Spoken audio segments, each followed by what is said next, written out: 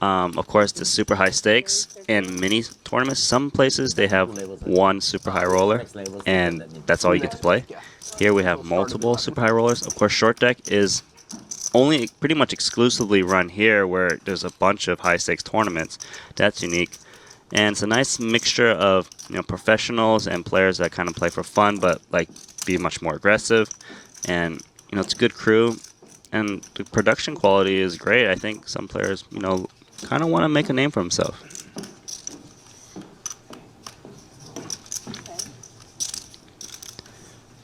So it looks like Dwan's thinking about defending here of King 4. He is in a world of hurt. 40. Wow, he's going to 3-bet here. And to be fair, this looks insanely strong. Most players, when they play about a 20 big blind stack, they only have aces, right, and kings. This looks like aces, but his opponent has pocket aces. Yeah, nothing worse than trying to rep the hand your opponent actually has. If you're Cortez now and Dwan only has 100,000 behind, do you just call? And well, what I would do if I'm Cortez is think, just call. See, he thinks that there's a chance Dwan is messing around, and that's why he's just calling here. Because if he can see his opponent's cards, he definitely would be making a mistake if he jams aces right now. And now Dwan's thinking, how did I get in this spot? Let me flop some hearts, some kings, some fours. But very nice call from Cortez. wow, and Cortez flops the stones. Ace is full. Going to be very difficult for Cortez to get any action, but maybe Dwan puts out at least one bet. Yeah, Dwan's trying to think, okay, what would my opponent call my 3-bet with when I'm only starting with, 22, 23 big blinds? I was going to ask you, if Dwan's 3-bet looks that strong, what does Cortez's call look like? Yeah, that also looks pretty strong. Dwan does make the bet here. He's trying to represent a hand like ace-king, king-queen occasionally, things like this. Cortez has only one option, and that's to call. I think a raise would be a big mistake. So he does make the call here. Now, if you're Dwan here, you got to put Cortez on an ace or a queen. It'd be a very heroic bluff if Dwan was to do it. And I would actually guess Cortez, for him to call a 3-bet, of course he's going to be slow playing hands like aces a good amount of time, but like King Queen is a big candidate that comes to mind. It's like King Queen suited. Like, you made it so small, maybe I can call and see what happens. But action is on Dwan. Wow, he really wants to fire again. He's just thinking, my hand looks so strong, and I'm going to keep making it look as strong. Wow, he's betting again, 32,000. So this bet actually is designed to attack like some suited aces, like ace-jack and ace-10 that didn't really feel like folding pre-flop and feels suspicious. Because look, let's just imagine Cortez had a hand like ace-jack, ace-10. You see your opponent 3-bet you with this tiny stack, bets the flop and bets the turn. Doesn't it look like he's never bluffing? Yeah, no, it absolutely looks like Dwan's never bluffing. I'm just wondering if Cortez ever has ace-10 here. I mean, I suppose he could. I don't know him that well.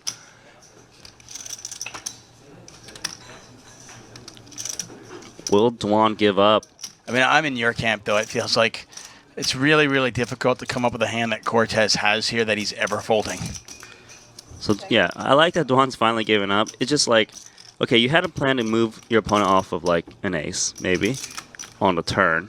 And when he calls again, it just surely seems like he's got king-queen plus. Cortez just going to shove all in here.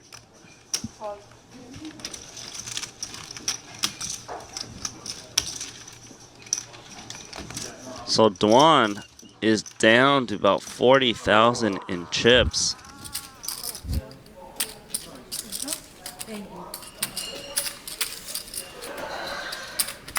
Raise 18. 18?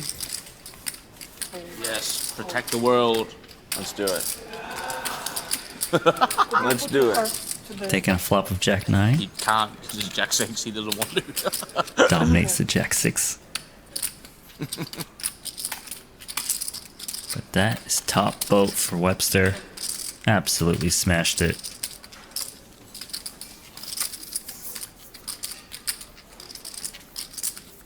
His raise pre-flop. Taking some time. Gonna try to rep like queens or kings so that maybe his opponent takes a stab. And Seth now picks up an inside straight draw. Might be tempted to go for it.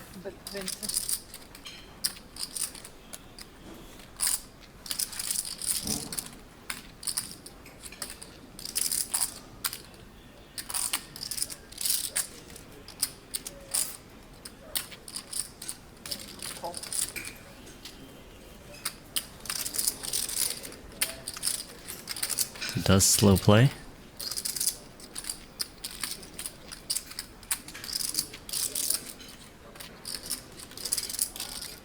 Looks like Seth wants to continue the story, try to rep that ace.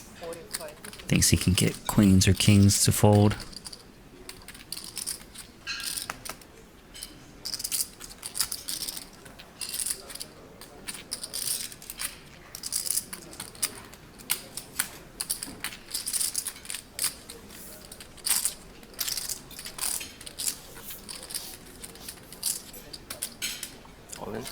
All in.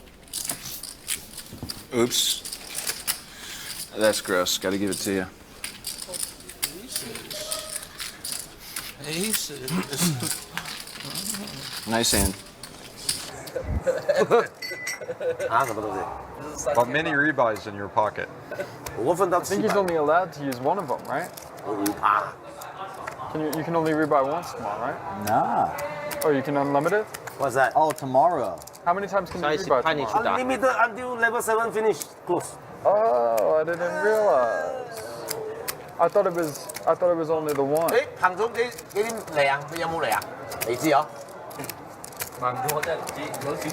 So all of the sevens are dead.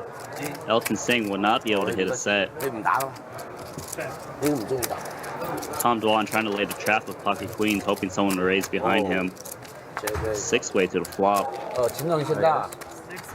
No player has an ace or a king in there. Or all four has an ace in his hand. Shanghai Wang flops a full house.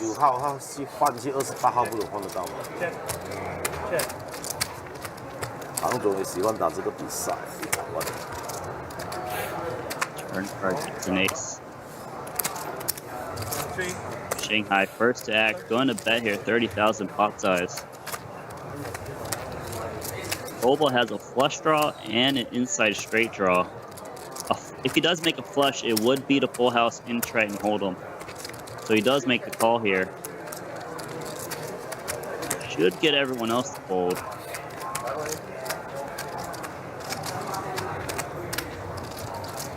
Off-ball only beats a bluff. He's going to make the call here. Trying to see if they just give up on river. Card is a 9. Robo makes a straight.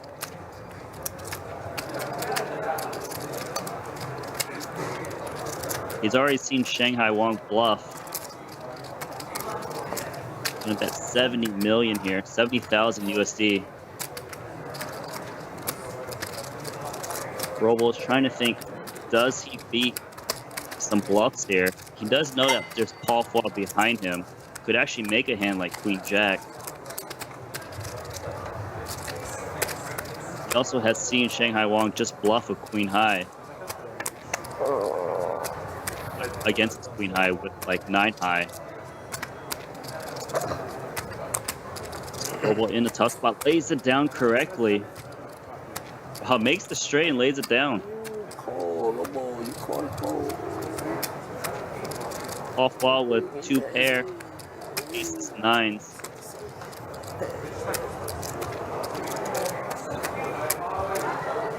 Off ball wasn't his pot. Robo would continue. Oh.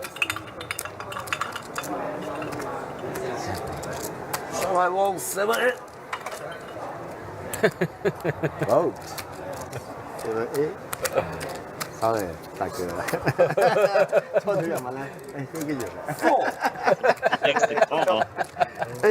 到3个，给4个给我。What was it? 4个。 For a wash. Dealer, can you get a wash, please? I hate washes so much. Do you want to know why? Why? I was playing the World Series main once. Mm-hmm. Johnny Chan asked for a wash.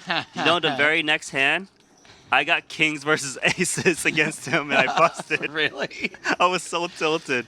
Oh my God, I'm just really mad about that. I mean, of course I'm mad for you, but I'm mad that a wash worked. It worked, and it was It's funny. just gonna justify so many more washes. I tweeted that LOL Johnny Chan asked for a wash. Back to Dvoress the action. flops a full house. Top pair for Wai Kin Yong.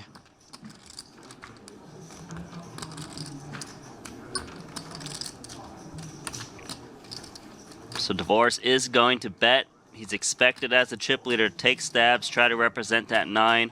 So he will get called down a bit more. Wai Kin's got top pair.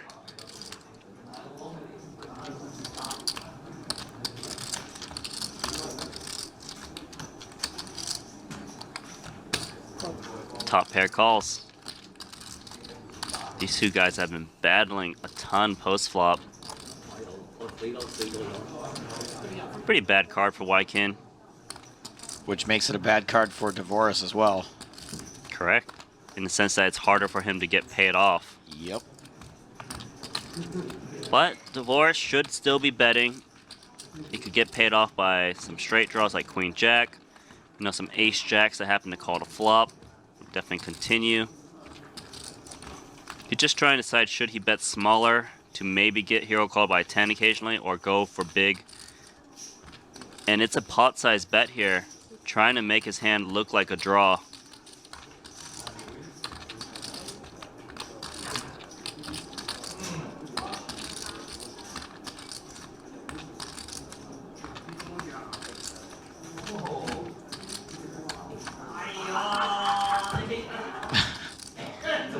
The far cry of the Ayah. Oh, Yong does call. 1.8 million in the middle. The river is a jack. Yong does not improve.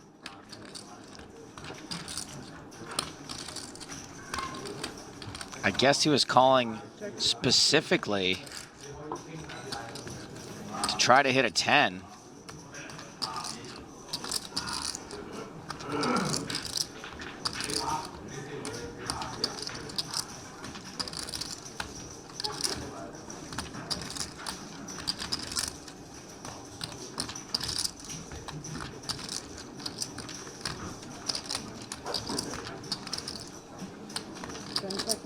Yong's checked. Dvoress, time running out, makes a big river value bet.